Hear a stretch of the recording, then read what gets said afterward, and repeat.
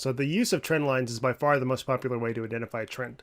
And what you do is you connect 2 points of data, so in this case our high and our high, and we project that line out into the future as a potential trend line and see if we get any confirmation. So in this case, our price comes down, comes up, we see this area acting as resistance again, which confirms we are indeed in a trend. So we need a minimum of 2 points and a third for confirmation.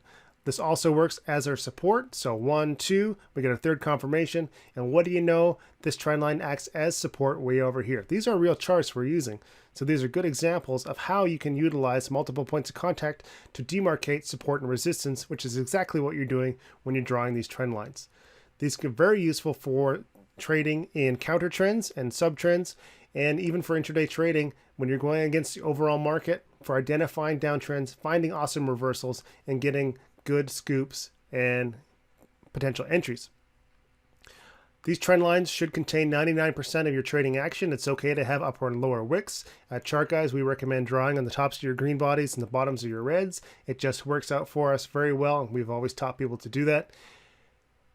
And the most important takeaway for a trend line is that because these are solidified areas of support and resistance, eventually when you do break out of them, you get a back test, and the following action tends to move very aggressively away from your trend. So if you're in a nice uptrend, you finally follow that trend, you lose that support, the price tends to move very aggressively. So they're very effective for finding and identifying potential trade setups.